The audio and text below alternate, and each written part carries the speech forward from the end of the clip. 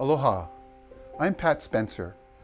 As a former Child Welfare Services social worker and Epic Ohana RAP facilitator, I've worked with many parents and children who have been separated by child abuse and neglect. And for these families and others, child welfare's well-intentioned intervention is often experienced as punishment rather than a journey of healing that can lead to a healthier family life. In this short film, we will be talking to 3 travelers about their reunification journey. And like most significant journeys, this one has stages that we will name and identify so that future travelers and their supporters will have a map to follow. But these journeys are not without risk, and often they are not in a straight line. But despite these challenges, these journeys can be life-changing and healing. So, let's start our journey at the beginning. Stage 1. The family journey begins. This stage highlights the family's bond and strengths before Child Welfare Services became involved. Hi, my name is Brittany Mahilona. My name is Vivian Kimsu. I'm from Pololo Valley. Hi, I'm Kyle Masuda. I'm from Kauai, Lauai, Hawaii. I have 6 boys. I have 2 daughters. The oldest is Tatiana and she's 12 years old. My other daughter is Brooke and she's 7 years old. Each one that when they were born was different stages of my life. A favorite memory that I have with my kids is just spending time and being with each other, you know, spending with our family and everything like that, making memories. So family wasn't really a big thing. Everything was old school. The most happy time that I can remember is going to the beach with my mom, and hanging out. We always used to go to the beach, have picnics, with the kids playing in the water. But they're beach kids. They love the water. Stage 2. Tripping, falling, stepping back. This is when Child Welfare Services enters the picture. For the parents, this stage may have begun months or years before Child Welfare Services involvement. It's when the family's life takes a downward turn. A report has been made to Child Welfare Services. An investigation often follows, and the family may be referred for crisis or diversion services in an effort to keep the family intact and the children in the home.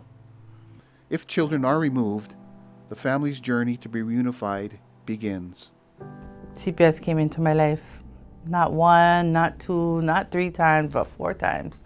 I had no desire of staying clean and sober. Or they sent me to treatment, doing the service plan and all that. And I told myself I was going to do what I got to do and I can do what I was doing. And that's exactly what I was doing.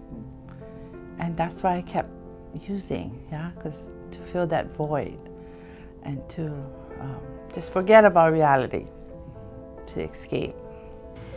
Then I went to state prison at 27. I got out when I was almost 32.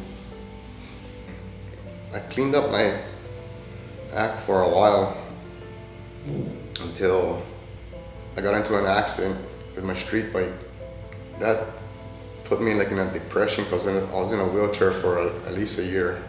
I got back into smoking meth again. I was still trying to be the best father I could be, but you ain't a good parent either which way you look at it when you're on drugs. So when I heard my kids was taken away from CWS, I was incarcerated in jail, but I was so relieved that they were into foster care with my parents. That really made me feel more at ease, but still it was sad because I felt like I failed. When they first get involved in CWS, it's usually not a happy time in their life. They're usually very defensive.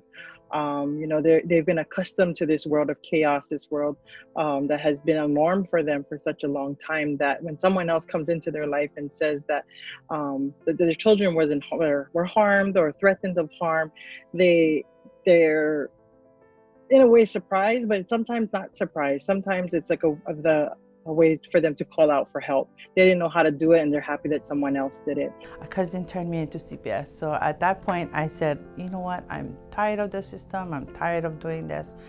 My auntie took guardianship for my 4 older girls. I had no confidence. I had full of anger, and I guess my anger went towards the CPS worker. I didn't like her. She probably never liked me.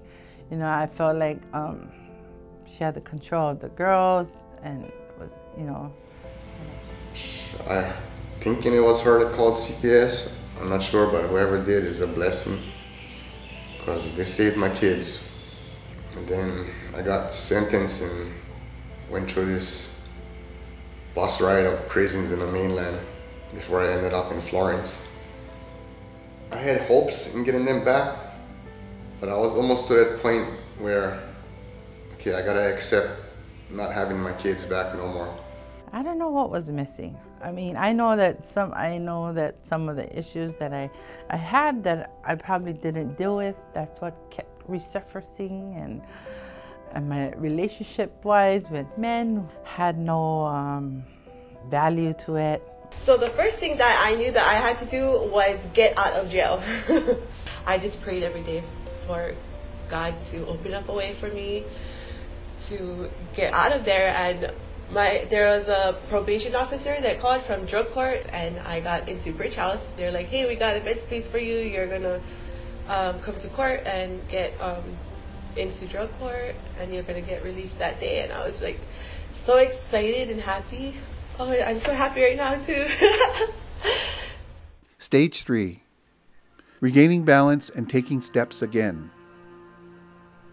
This is when parents are finding their footing and their determination to do the work to get their children back. On the child welfare services side, this is when case planning is being refined and implemented. Parents are more understanding of the expectations and have started their court-ordered services. But 2 weeks after I got to Bridge House, I slipped again. I went back to jail for 20 days. And then I had these 2 children. I guess I felt like that would redeem myself. And then the relationship went south, and CPS got involved again. And then Family Drug Court came in. And they kind of broke me down and built me back up. This thing was very special. She was a no fool around type. I'm gonna get to work, and I'm gonna really work the program, and I'm gonna do what I have to do to be able to get my kids back. So drug court held us accountable for our actions and our sororities. Anything that you do that can get you into trouble, you'll go straight to jail. My first class I took, that I got myself into, took me to 6 weeks to get into this class because it was so full. But it was a parenting class that made me feel great that I actually started doing something towards my kids. Even though I would come out and end up not getting them back, at least I know. I was thinking, okay, at least I'm trying. I'm trying my best. On the weekends, my mom would always bring up my kids between 10 and 6, which is really fun. And we did that. So I think that's when we spent a lot of time the most together too, because it was just us, you know, no distractions. We couldn't go anywhere. We made shirts, we painted nails, we did makeup, we've planted some plants, we played basketball. By the time Brittany came into RAP, she was like many of the other families and parents at that stage. Thing is, many of the families at this stage have a clear idea of what they want and what they see for their future, but they just don't believe that they can get there. The remarkable thing is that these families come to us with a blind faith, and they trust that we can connect them to all the resources that they need to get them through this. I was in another relationship, and he came to visit me when I was in residential, and I told him, you know, I need to do this, and if you're not on the same page, then I, you know, gotta let this go. And so he decided to volunteer, to get involved and do this with me. It made it where I could lean on him. This whole time I was doing all this, waiting for this residential, and I wanted to quit a number of times, but my roommate kept me going, kept me hopeful. All those things, it pretty much opened my eyes and things that I need to do, not for myself, but for my kids. Stage 4, finding their stride. This is when parents are engaged in services, focused, and determined. They are taking more control and feeling more confident. They are growing and learning. On the Child Welfare Services side, reunification progress is reviewed and safety plans, if not already in place, are developed. These plans help parents and service providers respond to challenges that might arise after reunification. And I finally got into this program. It's 9 months or 500 hours. I graduated the day after. The counselor called me into her office and she told me, congratulations, here's a certificate of completion. And she gave me a new outdate, which took off 1 year off my tail end. Kyle, at the very beginning, was very determined to work this service plan, very determined to get back on track, open to all the suggestions that we had, and it came across very humbling and very open to what I have to say. But with CPS, when I was getting them, Noy would work with me. I had a good case manager from Family Drug Court, Roland Lee. He was the one that would be my voice to them. Well, we would have RAP meetings every month. Me, my mom, people who was important in my life that would help me get to the goal that I wanted to reach, which was reunification and to have my own housing with my kids. They would talk to me, they would ask me all sorts of questions. They were like into what I needed, what I wanted to do, where I wanted to go, and I just felt so comfortable with them. RAP actually asked me to make a statement of hope for my kids, and my statement of hope was that my children will be reunified with me, and I'll be able to provide a safe environment that they can call home, and I'll be able to reach my full potential as a parent. As soon as I landed on Kauai, I went straight to the CPS office. That's the first place I went. From that point on, I almost cried because it was like something big just fell off my shoulders. Stage 5, almost home. This is when everything is starting to come together. The skills learned in other stages are being put into practice. The parents and service providers are working together as a team. Unsupervised visits start if they have not already begun earlier. The parents' confidence in themselves continues to grow. Child Welfare Services clarifies what needs to legally happen before reunification occurs. Seeing the kids for the first time.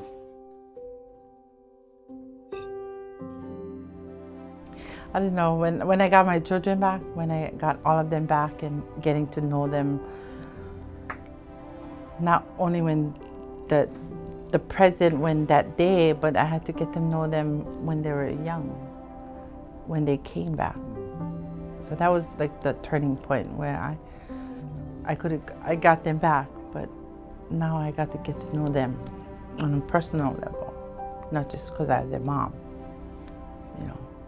The first time I saw them, I was so happy and yet kind of sad, because when I left, they was little. When I came home and I saw them for the first time, my two oldest, they were taller than me, and my three little small ones and my middle one, they look totally different. I never got to saw them my whole time I was locked up. So just kind of, nervous, and just it's something new, it's something new for all of us, and yeah. a transition going from a chaotic life and being sometimes on substances to now being sober and learning how to parent children, being sober in a more controlled environment, but yet stressful because you're a new parent. In Vivian's case, she had a large child group. And believe me, it wasn't all roses when they first came home. They went over their own little bumps in the road, but because they did it as a family unit, they succeeded. It was so comfortable that one time for my visit, I was on my way to my visit, and the day before, I didn't confirm my visit. I was so used to, get up, confirm my visitation, and then the next day go. So the next day came, I was going, and I told the aide, I said, I'm running late. She goes, you didn't confirm your appointment. I just knew that, something needed to change. I would head out, pick them all up. It would take me 3.5, 4 hours because of the traffic. I would get home. I would make them dinner. I would sit down and play our video games or whatever. Next day I'll take them to the beach. Just have a good time. But the only thing we fight over is who's going to sleep in my arms tonight. I only got 2 arms, so I try to make it even, It was hard for me because in prison, I held my emotions and my feelings in, and dropping them off, man, I would just cry all the way home. But everything turned out okay. From that point on, I knew I wasn't going back to doing the things I was doing. I think what helped make the stage work the most is how proactive he was, how willing he was to take direction, and how open he was to suggestions. Just him, loving on his kids and being open to all the many possibilities. Services-wise, with resources, I use them all. Life's a struggle, but anything helps when, with all those resources. CPS, they may seem like they're your enemy, but they can be your best asset. RAP, as well as Neighborhood Place of Kona, has helped me apply everywhere, every single place. They gave me the excitement and the vision that helped me to get to being into my own apartment with my kids and being reunified, which is what I really wanted. Stage 6, Home Sweet Home. This is where this journey ends, and a new one begins. The hurts from the past are not erased, but they are not repeated in the present. At the permanency hearing, the judge grants Child Welfare Services recommendations for reunification, and the date for case closure is set. Being with my kids brought happiness to me. Just taking care of everything, which makes me feel good because that's what I'm supposed to be doing, Not like having my mom or my dad do it, Taking care of my responsibilities. No, I never thought, having my children, my older girls back from CPS for the time that they were gone was going to be easy, was going to be, I get them. But I never get them. I mean, and they never come with directions when they came home. And some of them had some mental health issues that they had to deal with. They didn't come home and say, hey, mommy, I love you, I miss you. No, they came with full of rage and anger and abandonment issues. But I knew I had to take it in and because that was their feeling. And I was able to hear that and heal from that. I know that I can make one mistake, but just don't do it again, and that's life. Yeah, we fall down, we get back up, try again. It's like riding one bike. When they get over the denial and they get over trying to hide things and you're open, that's when you know that they are absolutely committed to doing what they have to do to provide that safe home for their kids. When they put Lisa Raposa on a case, man, she was so helpful.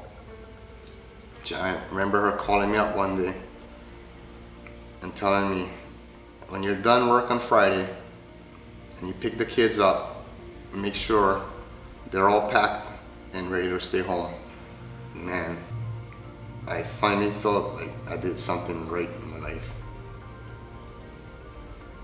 I didn't even know how I was living my life the way I used to live my life, especially with kids. I gotta thank God for the blessings that came my way.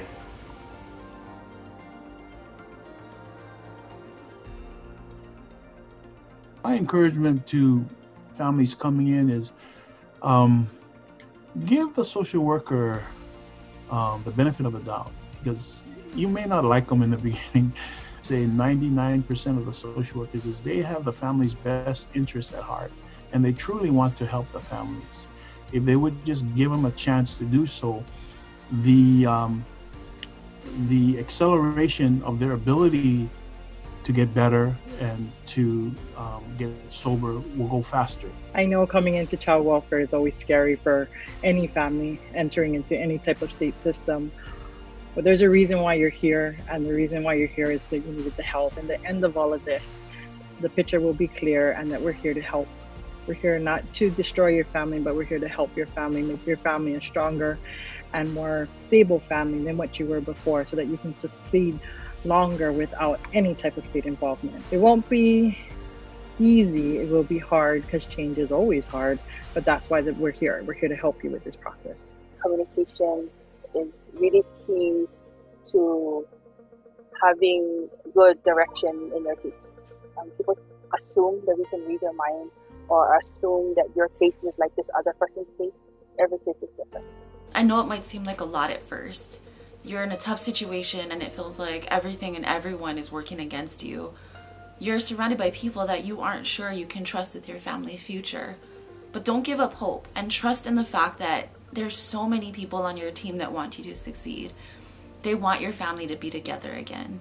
All it takes is your voice and vision to get us started. Just don't give up, and just believe in yourself, and if it's what you want and you want to be reunified with your kids, you're going to get the strength and the stride to do so.